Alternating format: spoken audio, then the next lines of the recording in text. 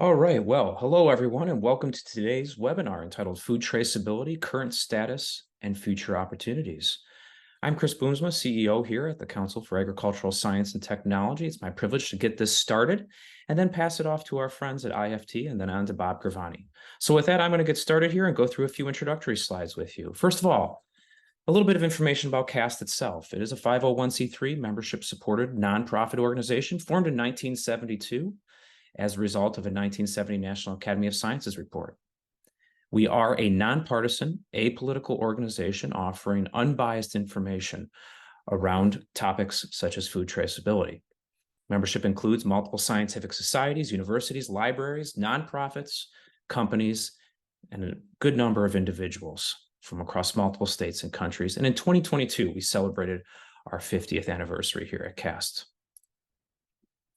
The mission of CAST, as you can see on your screen at this time, is to convene and coordinate networks of experts to assemble, interpret, and communicate credible, unbiased, science-based information to policymakers, the media, the private sector, and the public. And that is an important mission, and it's becoming increasingly important as time goes by, especially as we focus on the policymaker audience. You can also see our vision there, a world where decision-making related to ag, food, and natural resources is based on credible information developed through reason, science, and consensus building. So that's a little bit more about CAST. So how does CAST accomplish its mission? As stated before, obviously with some of the folks that are our member organizations, but also with 65 board members representing scientific societies, companies, nonprofits, and universities, nearly 200 active task force members working on CAST reports that are yet to be released, huge contributors that are preparing reports that will be released to you in the future. And we do have volunteer scientific experts as authors and reviewers, more than 1,800 volunteers since 2008, a serious number of volunteers that help us each and every day. Now with that, I want to hand it over to my good friend, Brian, over at IFT, who's going to introduce that organization to you. Go ahead, Brian, when you get a chance. Well, thank you, Chris. Pleasure to be here today. I'm Brian Hitchcock. I'm the Chief Science and Technology Officer for the Institute of Food Technologists. And I also have the pleasure of being the Executive Director of the Global Food Traceability Center, which I'll describe here in a second.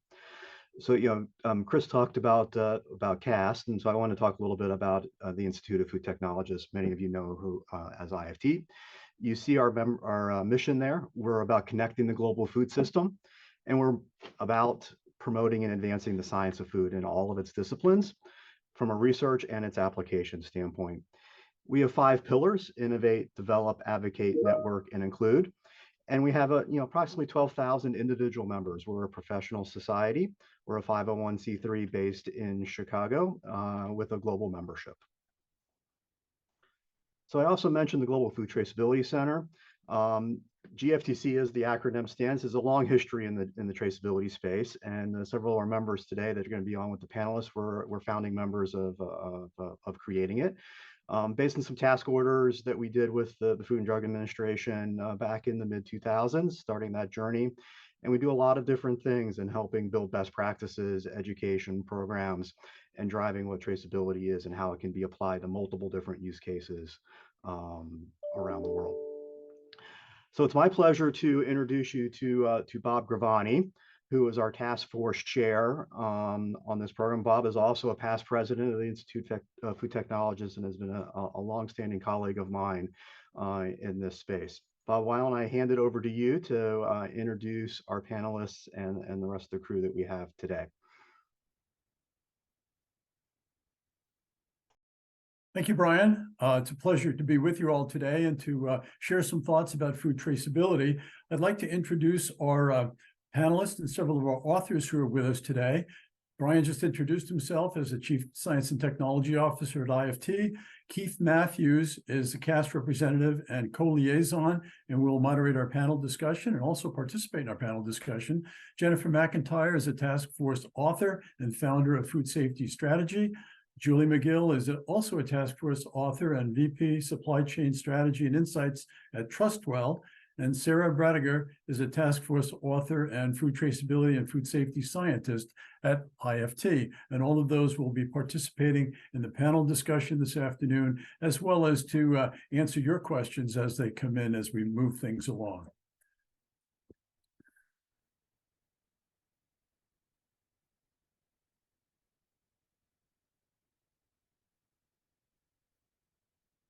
Okay, moving right along. I'd like to have our first slide up.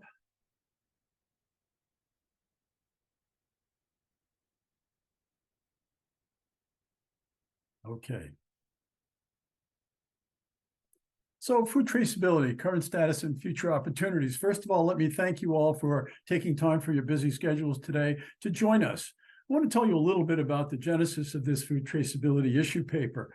Basically, it's really to provide an understanding and an overview of food traceability so that constituents in the food industry, academia, government, trade associations, and everyone involved in supplying and distributing food can obtain really a basic understanding of this important area. It's not intended as a comprehensive, exhaustive review, but rather a fundamental primer to provide information about the history, the significance, the nomenclature, the regulations, the best practices, the technology, and the future of food traceability.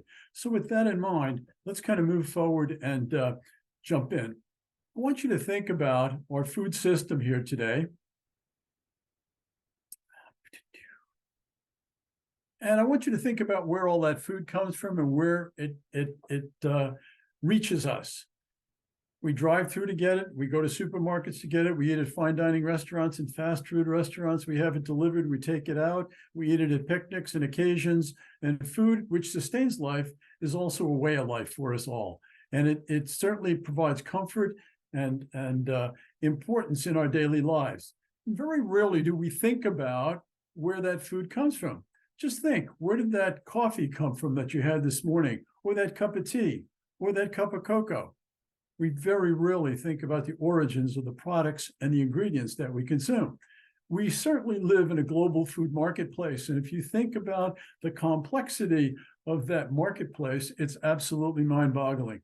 According to USDA figures, in the United States, we have imported foods to the tune of $171 billion in 2021. And also, if you think about this, imported foods represented about 15% of all the consumption of foods and beverages in the United States. So that's a substantial portion of the foods that we consume. And also, if you think about this as well, it is a very, very complex and global marketplace.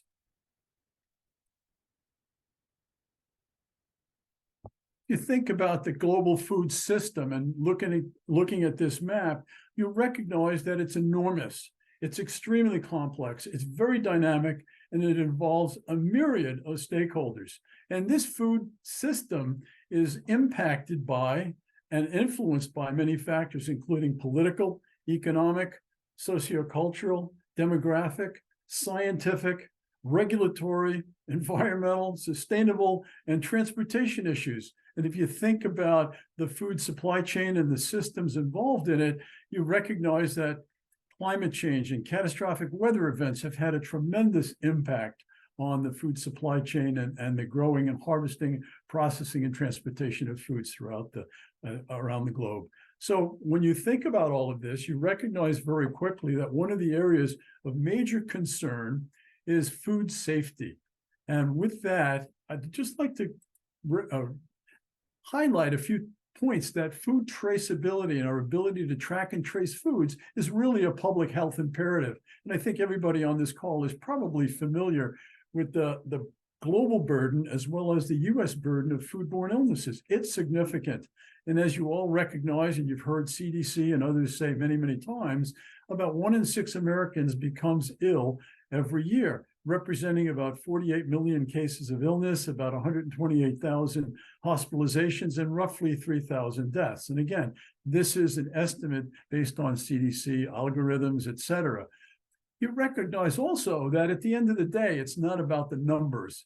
It's about the faces of foodborne illness. And if you look at the graphic on the right, which was given to me many years ago by Stop Foodborne Illness, you recognize that these beautiful children and this elderly gentleman are no longer with us because they ate food.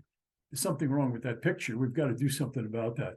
So you also recognize that immunocompromised individuals are most sensitive to the ravages of many of the pathogens that we encounter. Certainly, infants and children, pregnant women, the elderly, and certainly those who are on chemotherapy, debilitated by other illnesses, and our transplant patients all are most susceptible to these specific pathogenic agents. And obviously, for those who survive these ravaging foodborne illnesses, there's severe lifelong consequences that often result. And recognizing too that this is a very costly state of affairs. Product recalls on average cost about $10 million.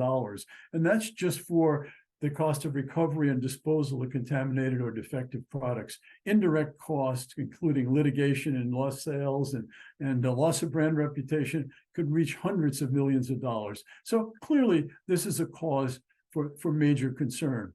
If we look at this situation a little bit more carefully, we recognize that foodborne illnesses, and I just took a small snippet from the CDC NORS dashboard, which shows that really foodborne illnesses have not significantly decreased over time. And as a matter of fact, increased slightly until 2020, when drastic measures were put into place to control the COVID pandemic. And you can see here that many of those outbreaks are unknown in status. So clearly, we've got to do a better job of identifying these outbreaks quickly, tracking them back, and removing defective product, contaminated product from the marketplace. And that is really very important. If we look at a whole series of notable recalls in the US, everything from candied apples to ice cream to eggs to ground beef, tomatoes, peanut butter, hot dog chili, cantaloupe spinach, and even cookie dough, we recognize that a number of agents are involved and a number of products are involved as well. If we look at that long list of causative agents, including E. coli 157, Clostridium botulinum, several serovars of Salmonella, and hepatitis A virus, as well as protozoan parasite Cyclospora, in a variety of products, have caused a tremendous number of illnesses and reported deaths over time.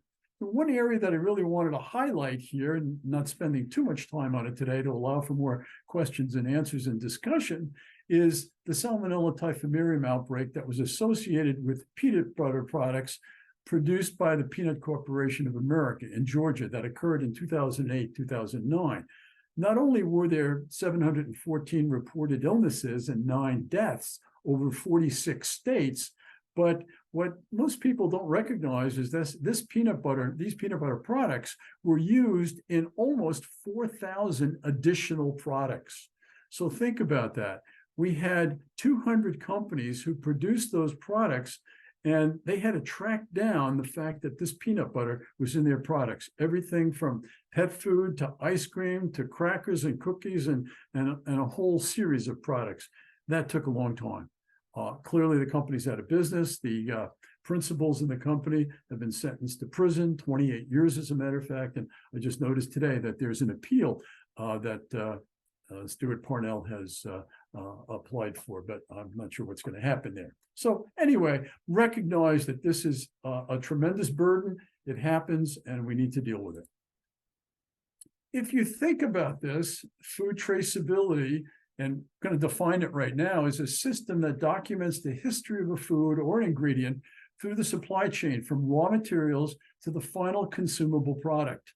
And it's a vital component of a safe, effective, efficient, and sustainable food system that requires a well-organized, systematic, and interoperable approach.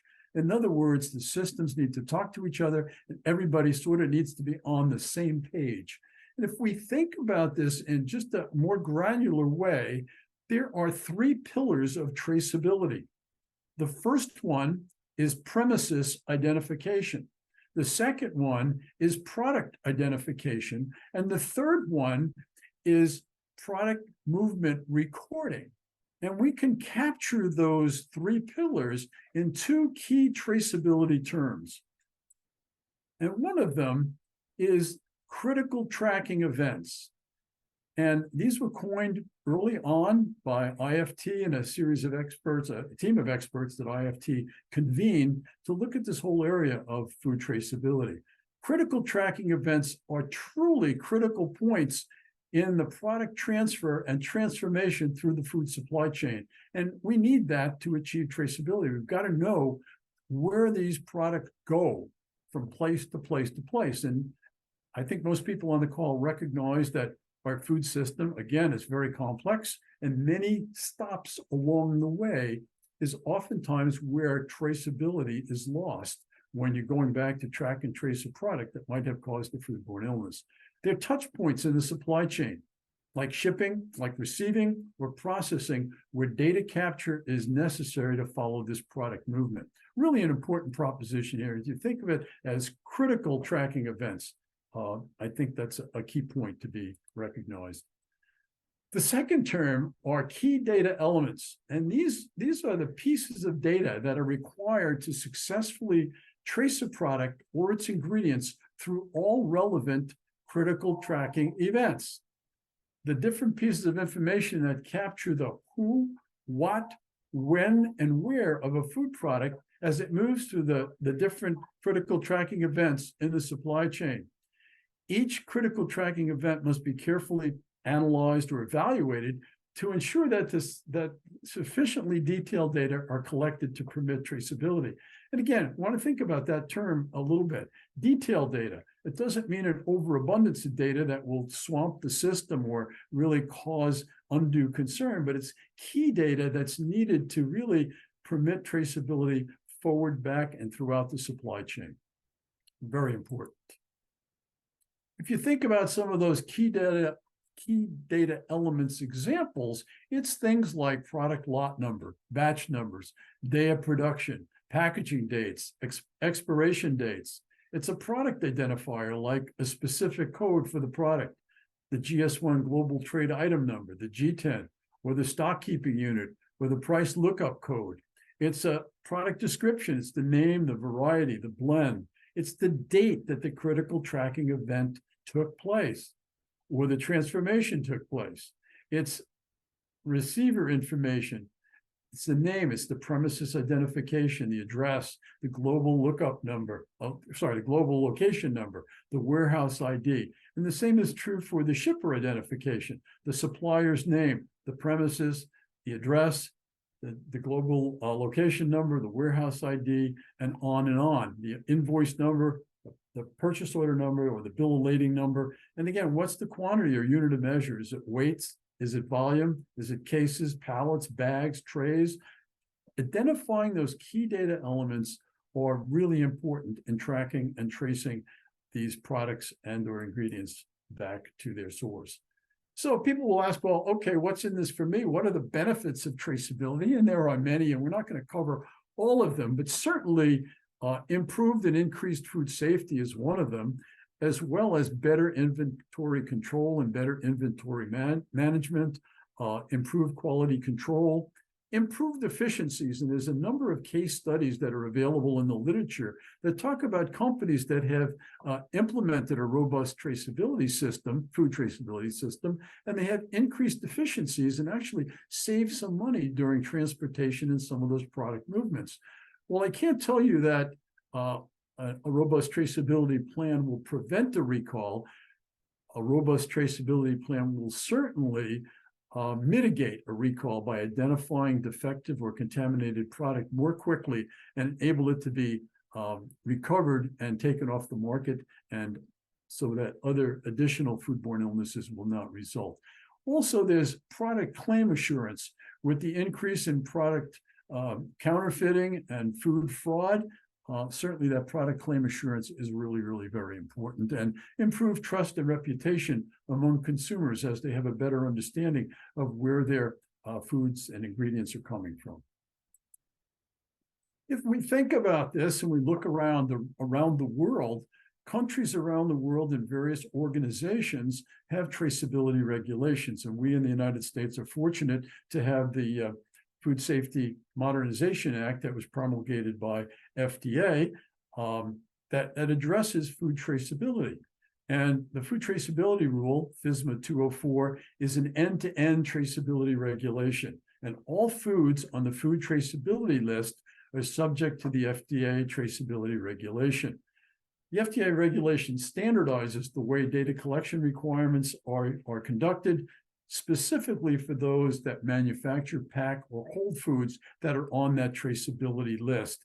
And again, a number of companies and organizations and trade associations have been working actively with their membership, with their groups, to think about how to comply with this regulation. And as you all recognize, the FDA established an enforcement date of January 2026 for the rule. So clearly, that's around the corner, and things need to be moving shortly if companies need to get into compliance with this regulation. So again, an important piece that we want to think about moving forward here. The best practices of traceability are also a very important consideration as we look forward to what's coming in the future. And a number of companies have already had some experiences with these. The best practice in traceability often are customized to fit a specific operation. And a number of organizations, especially the Produce Traceability Initiative, have done a great job of addressing some very specific concerns of the produce industry around that, and develop labeling and all sorts of other innovations to address the traceability of raw agricultural products that many of their members produce, harvest, transport, and distribute. One of the things that's really important as we look at best practices is a clearly defined scope and objective. And you can think about, you can collect a ton of data and be inundated and overwhelmed by it, and it'll crash the system. Just as with HACCP, where people were doing things that were maybe not as needed as the critical control points. If you look at this, the scope and objective is important, because the way you collect data for meeting regulatory requirements is way different than you collect data for, let's say, tracking waste. So knowing what you're going to do and how you're going to do it is going to be very, very important in setting up the objective of your traceability plan. With that, you're going to have to deal with a number of stakeholders in your supply chain. So having specific roles and responsibilities of those stakeholders is really key. So who is responsible, who is accountable, and who's your point of contact with those stakeholders to just exchange information, to chat, to troubleshoot, making sure that you have all those specific roles and responsibilities with the stakeholders clearly identified and set up way ahead of time. Certainly, data standardization is really important, and you want to align around the scope and objective of your traceability plan to make sure that it's properly formatted and it's exchanged and able to be communicated through the system. And this is where interoperability really comes to the fore, because if the data isn't formatted correctly and it can't be exchanged well with other computer systems within your supply chain, then there's going to be a breakdown in communication, and certainly with traceability. Data digitization and fit-for-purpose technology is also important, because basically to reap the benefits of a really robust data digitization system, you need to think about the quality and availability of that data. And it's often impacted by the type of technology that's selected. So thinking about how the data is going to be collected, think about how the data is going to be used, and who's going to collect it, who's going to use it, and selecting technology around some of those fit for purposes, very important. Also, another best practice is comprehensive investment. And that goes beyond just the initial investment for creating and setting up the system, this hardware, the software, et cetera, but continuous investment along the way as things change, as the market changes, as the supply chain possibly changes, as the technology changes, and making sure that additional training and additional resources are made available to keep this system operating efficiently. And then last, but certainly not least, one of the best practices has to do with data security. And when you look at some of the barriers to traceability, people often say, well, geez, I don't want to share my data. I want to be protected. I don't want to share my produce map on the farm, my field map. I don't want to share this. And there's some clearly sensitive information. So having robust data security protocols in place to protect not only the stakeholders in your supply chain, but also the sensitive information that they may be concerned about. What about technology enhanced traceability? And this is an area that's changing rapidly as we see things really evolving. The supply chain uses a variety of technologies for data capture, maintenance, and sharing. And one of the areas of future activity is certainly the Internet of Things, the network of physical objects and things that are really enabled with technology, using sensors and software that can connect and exchange data over the Internet. And we're seeing lots and lots of things now that are being addressed through the Internet of Things. I made a point last week during our rollout in Washington that I saw a demonstration of a rodent control program that was based on the Internet of Things. It was really fascinating. Certainly, radio frequency identification, RFIDs, for automatic data capture. And I think we're all familiar with that with our car keys and our apparel security tags, and even tolls on highways like the New York State Thruway. If you're familiar with our road system here, we all have devices in our cars that take care of those tolls for us. Well, think about this. With RFID, we don't have to do line of sight barcode scanning. We can do automated data capture. And again, we're seeing some really interesting applications of artificial intelligence and machine learning throughout society, but also in the food system and in food companies as well, where artificial intelligence is being used to automate routines and really repetitive work in the food industry. And machine learning, a portion of artificial intelligence, IDs patterns and connections and can analyze big data. And clearly, it's being used in a lot of different settings in the food industry. And also FDA is using AI and machine learning to strengthen their import services. I've seen demonstrations where machine learning is used to scan a myriad of food ingredient labels to scan for allergens. So clearly, we're seeing more and more applications of these enhanced technologies in the use of food traceability. And certainly blockchain, we've heard a lot about it. And early on, everyone thought that it was the end all of the be all, but really a shared database for recording transactions in a peer-to-peer network. And clearly, the blockchain is important. It's just another sort of what I think of as an arrow in the quiver, but it's immutable, it's distributed, and it's visible to either the public or to subscribers, basically, or people in that section of the supply chain. But data information is verified, validated, added to a block, and that block is then added to a chain, and then that information is received by folks in that specific area of the supply chain. So clearly, all really, really important as we think ahead, move ahead to the future of food traceability.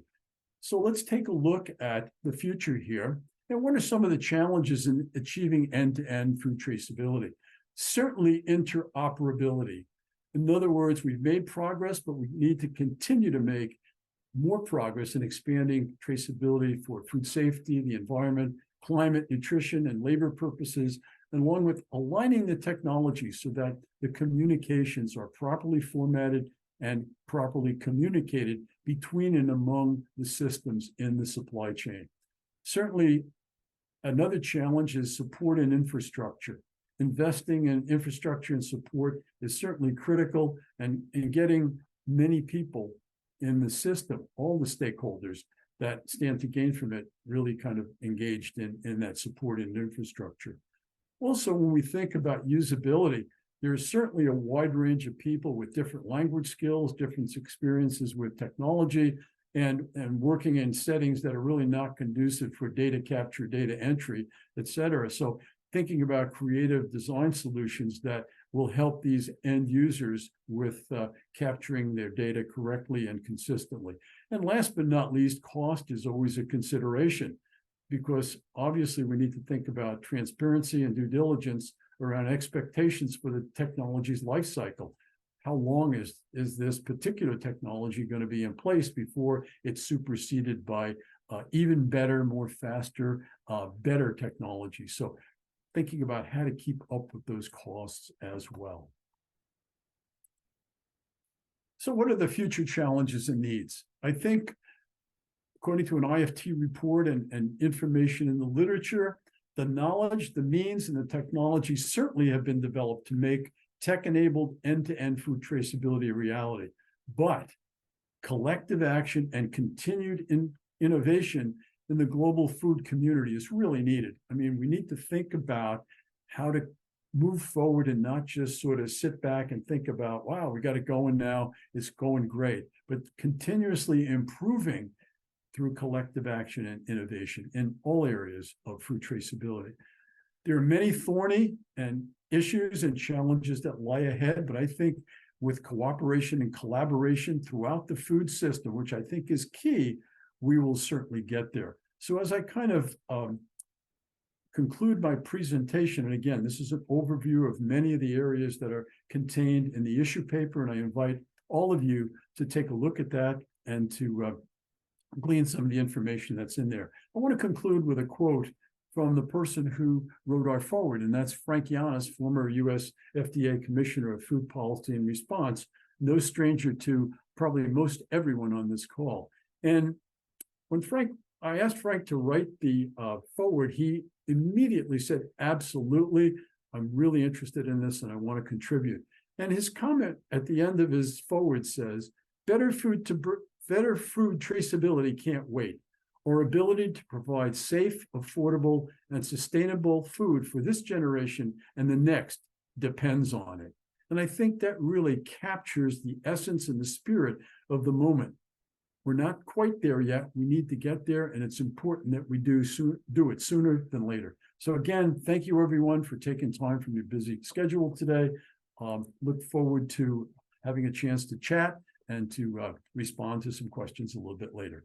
Brian and Keith, back to you folks. Thank you, Bob, for that overview. I know there was a lot to cover in a very short period of time, and you did that incredibly wonderfully. You know, everyone, please, if you have some questions, there's mechanisms for you to go ahead and submit those. You know, Keith and I are going to start off with our panelists today with some questions while you submit yours. But yeah, Jennifer, Julie, Sarah, if you guys can, I think I see you coming off camera. So thank you for doing that. I think the first question that we would like for you, Bob covered, quite a bit of the paper, but wanted to get your individual perspectives on what you see as the key take-home message from your lens, perhaps the section that you wrote, or the paper and overall. Jennifer, how about I jump to you first? Sure, Brian, thanks. And it's a pleasure being here today and having contributed to the paper with this esteemed group of colleagues. So I appreciate the opportunity. I think that this is a fantastic primer. I think Bob used that word in his introduction.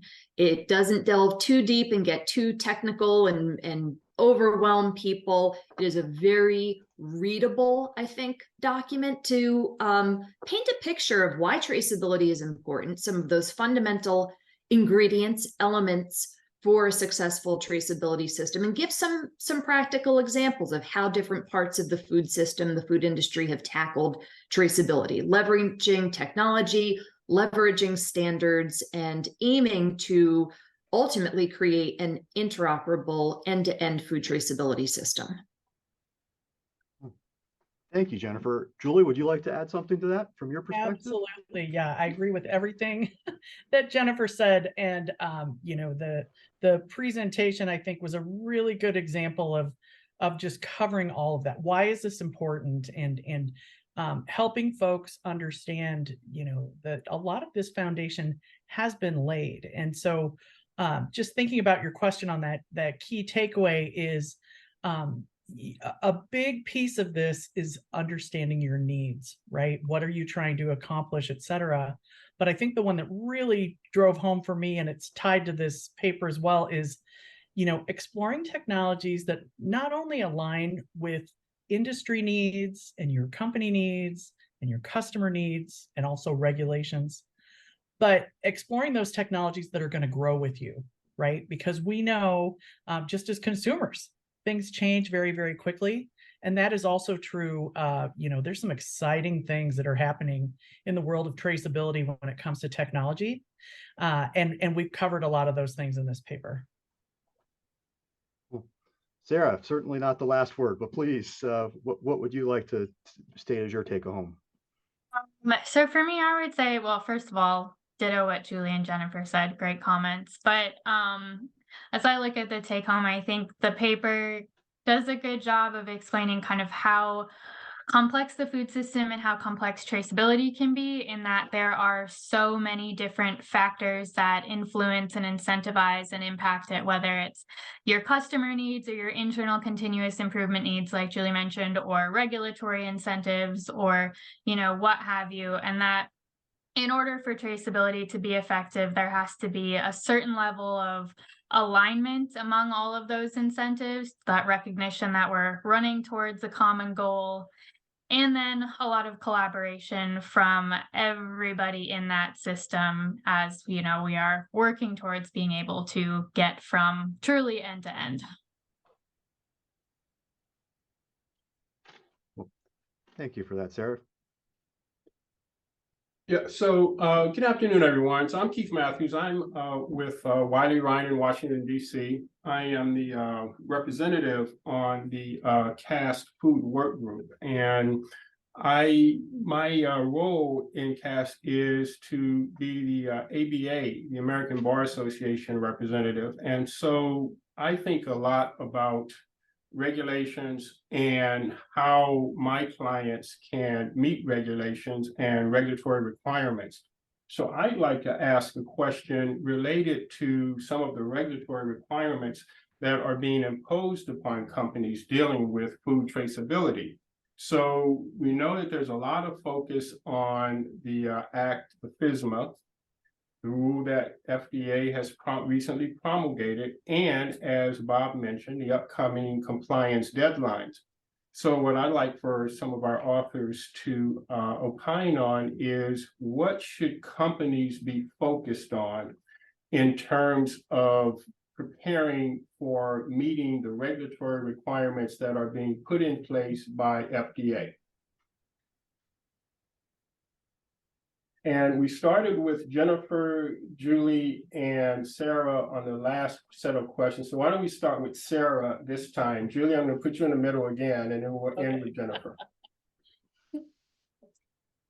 Thanks, Keith. So, well, I'm from IFT, so I have to take a quick moment to brag about IFT's FSMA resources. We, at the beginning of the year, put out a bunch of videos that kind of explain the traceability rule for the specific commodity segments identified in the food traceability list, to try to break it down, make it just a little bit easier to understand. And I know we are far from the only organization that's put out FSMA specific resources. There are a bunch of places to go to look for those. I'm sure Julie and Jennifer can add more to the list. But I think one of the most important things that people can do, or should be focusing on, outside of just figuring out what the rule means, is finding a community. Like I mentioned earlier, traceability requires a lot of collaboration. So figuring out what other groups and organizations within your specific commodity or your specific supply chain segment are doing to comply with the rule, figuring out, is there a common set of practices? Is there a standard we can all follow?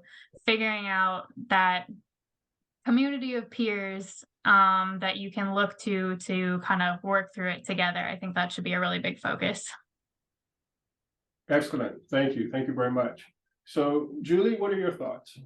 Yep. So to build off of what Sarah just talked about, certainly for this community, I think the Produce Traceability Initiative is a great place to start and go to for resources, because this is, if I'm just getting started, this does require collaboration, not only with your, it could be your suppliers, it's your customers, right? And it's all those partners that you touch in the chain. And so when I think about where should they focus, one of the first places I always go is, how am I affected? So what items do I carry or make or hold that are covered by the rule? And then what is my role, right? Because many companies find that they own several of those critical tracking events that we talked about. And so a lot of this data that you need to collect, companies need to get their arms around, what is the scope, and then working with all those groups, accessing the materials, and working with your partners, because this is a team effort. You not only need to collect and store data, but for many in the supply chain, you also have to share data. And that's where it's going to be so important to have those conversations. Excellent, excellent. Thank you. Jennifer, what are your thoughts? Yeah, I definitely want to reinforce what both Sarah and Julie said. Julie talked about it being a team effort. Sarah said, find the community. This is not about an individual company and an individual facility doing their own thing to meet the rule requirements. It really is a community effort. So keeping track, keeping tabs on where the industry is moving, what standards are being adopted, what approaches are being taken, so that there is consistency and hopefully limited confusion through the supply chain as product is moving through the supply chain. You can't have different players, different buyers requiring different things. It's just not going to be manageable if everyone does their own thing or adds their own bells and whistles. So I think aligning, finding the groups that are already working together, and just tacking on and staying up, keeping up with what's going on is really important.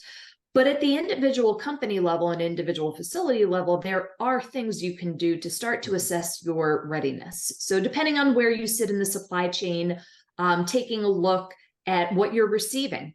How many of the products that you're receiving that are on the food traceability list already have a GS1 128 barcode? How many don't? Are you capable of taking in the information, whether by scanning the barcode or by accepting ASNs, advanced ship notices, or do you not have that capability yet? Looking from a physical handling standpoint, how many different lot numbers are coming in on a particular pallet? So, and how are you going to manage pallets that have mixed lots? So these are things that you can be thinking about yourself in your own operation, while also keeping an eye on what's going on within the broader community. Excellent, very good.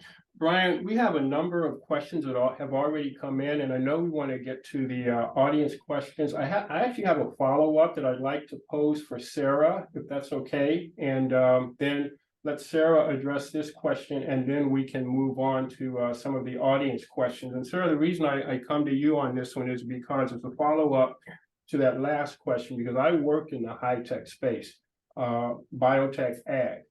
And oftentimes you find that agencies, when they're regulating in this space, at the time that they're developing a regulation, it seems at the time the regulation is developed that it's already out of date with respect to technology. And it certainly becomes out of date over time because the pace of regulatory development and advancement is so quickly. And so the question I want to pose to you is, given that we have this regulatory scheme that is coming into effect, what are some of the emerging technologies or practices related to traceability that we can foresee, either you, not me, you're the expert, can foresee coming in the near future that federal regulators, government regulators should be aware of so that they can try to be a bit more nimble in their regulatory requirements?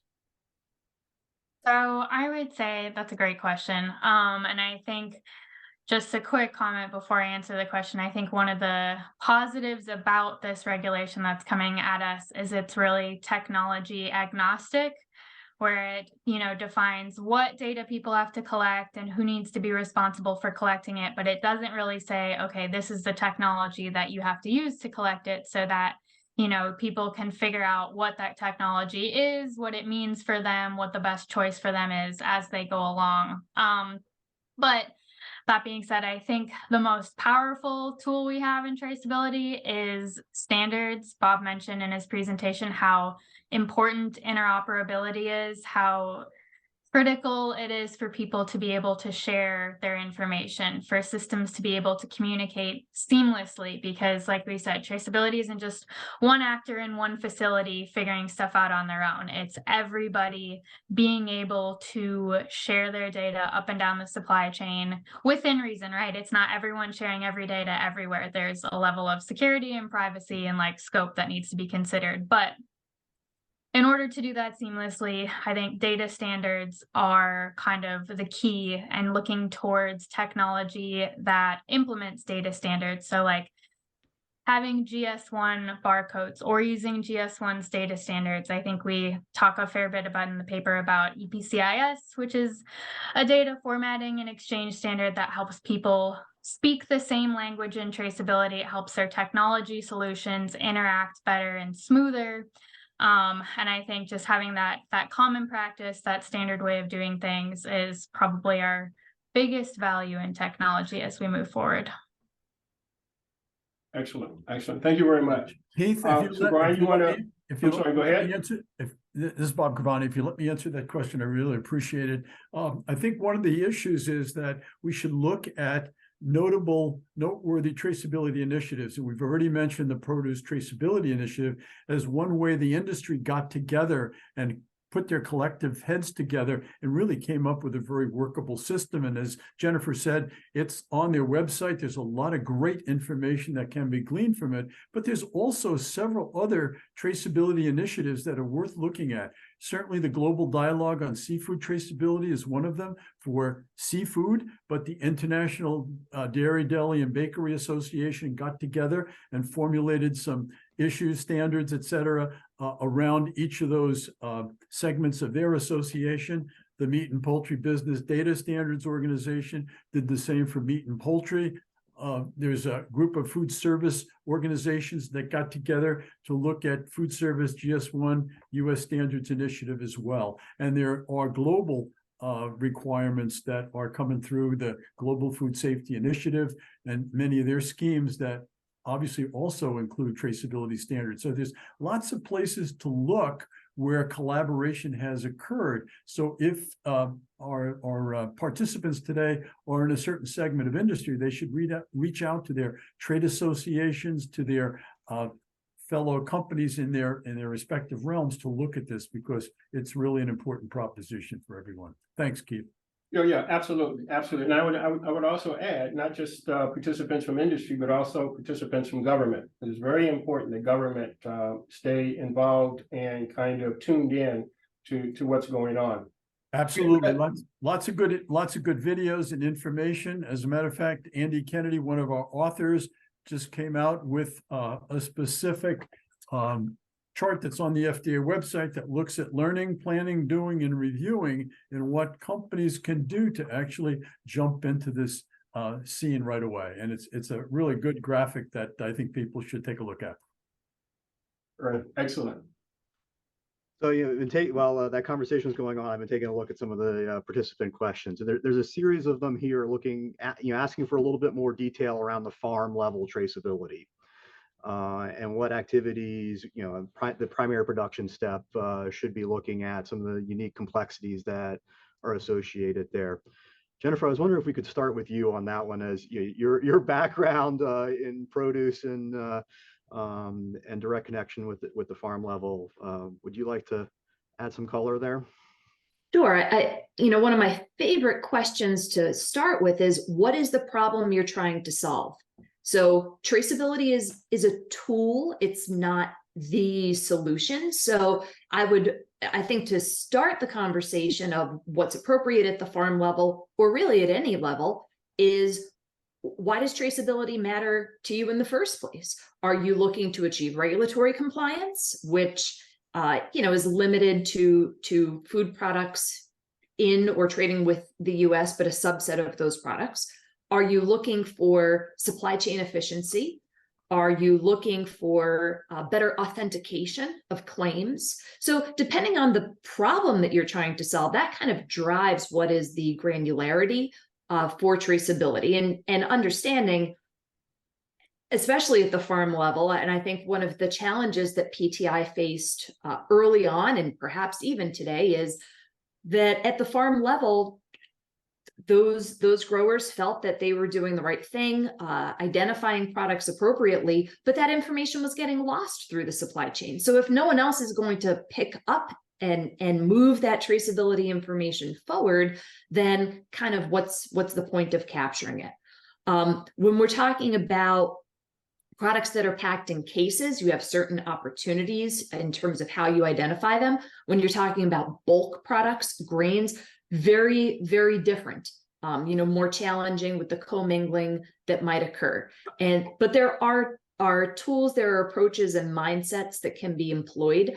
I think IFT has done a great job in putting some of those commodity specific case studies together.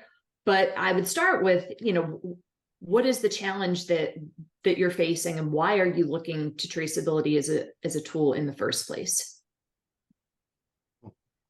Sarah, Julie, would you like to comment further on farm level traceability? Sure. Do you want me to? I can go. So Please go right ahead. I will say Jump on in the there. FDA's website, they've done an excellent job of mapping out supply chains. They have examples for,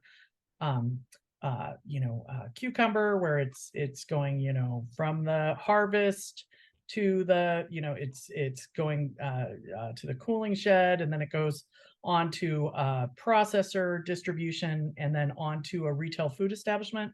But they've also added, for example, they have an example for imported mangoes where one has the importer collecting data and one has the importer not responsible for CTEs and not collecting data.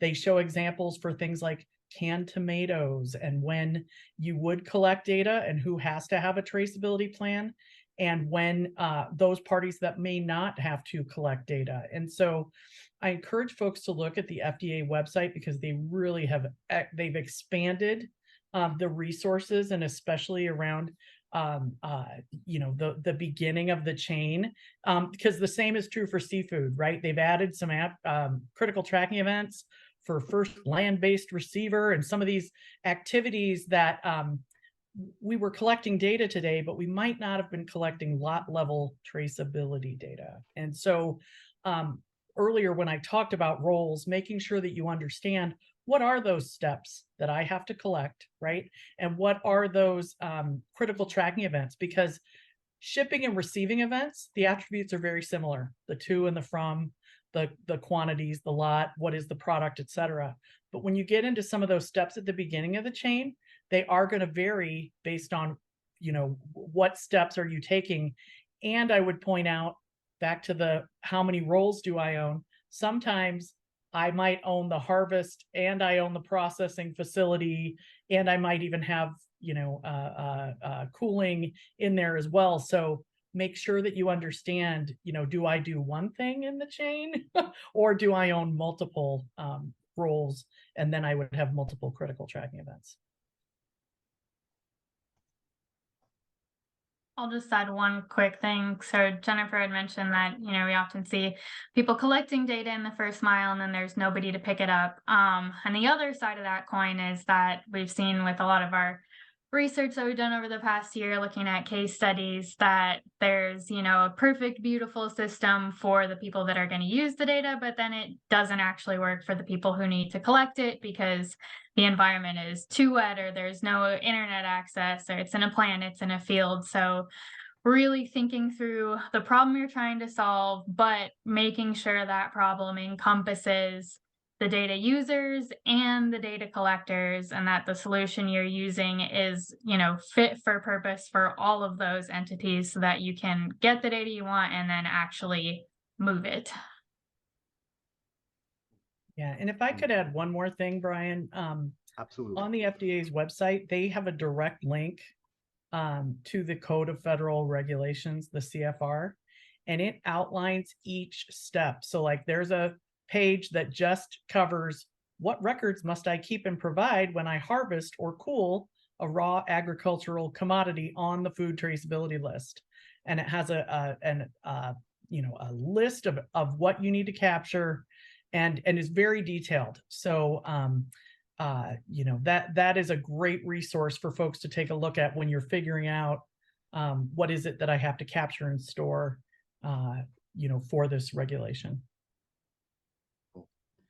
A follow-up there, but all three of you talked a little bit about the global nature of our supply chains, and Bob covered this quite a bit in the presentation as well.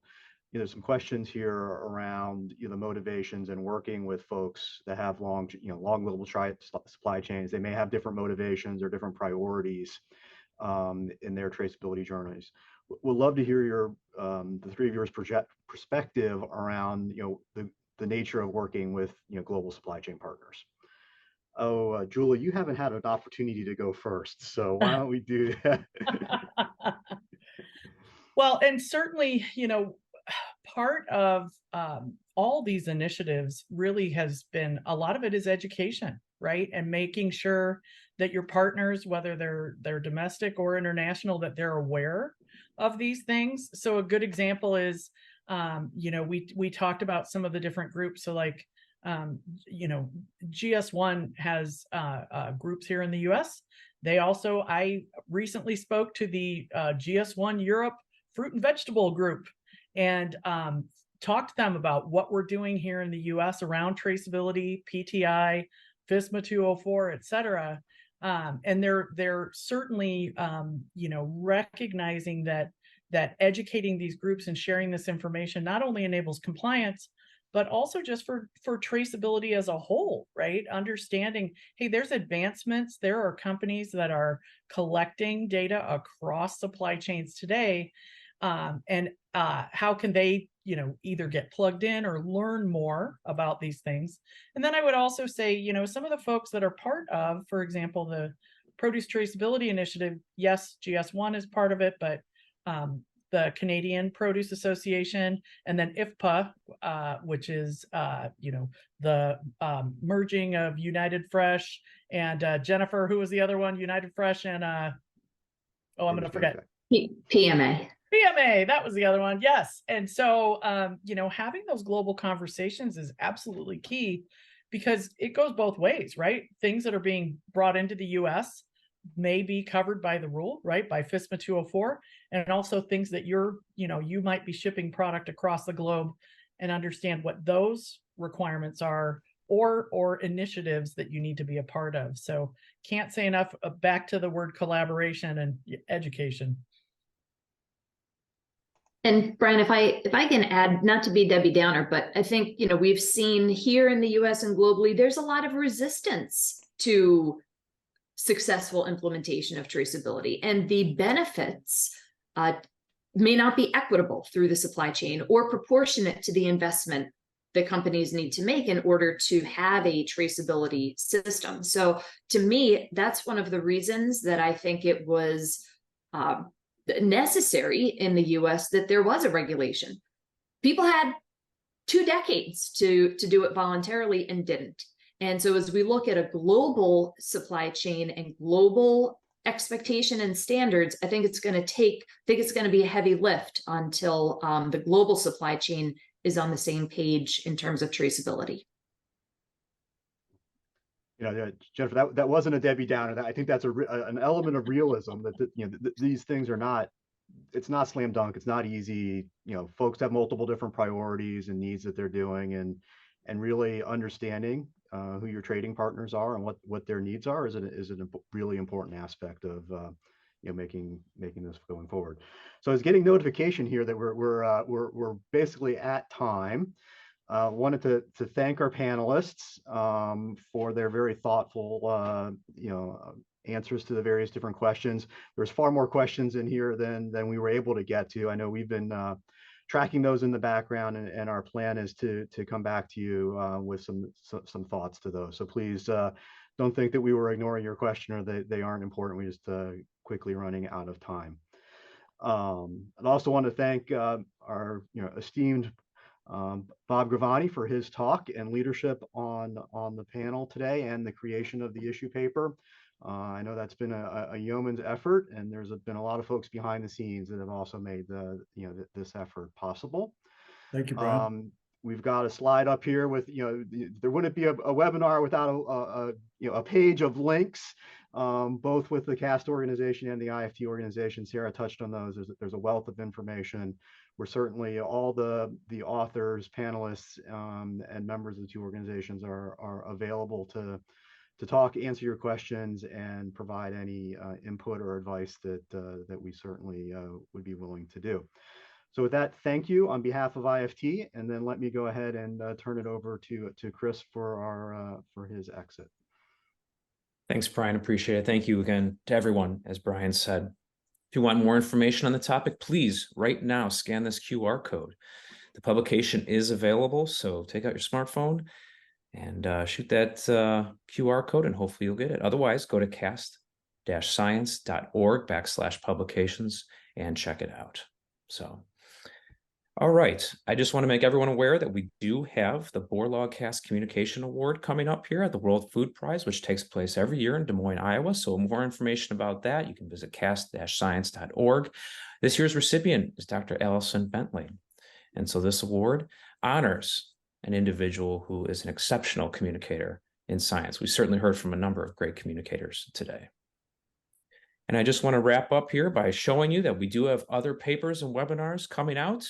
Here are 3 topics. Maybe some of these are of interest to you, and we'll certainly have quite a few more in 2024. And we'll be partnering with other organizations like we did today with IFT.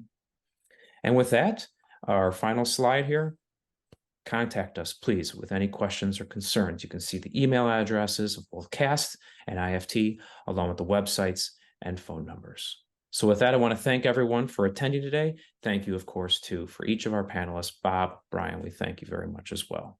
Thank you, everyone. Have a great day. Bye-bye. Thanks so much for your participation. Appreciate it.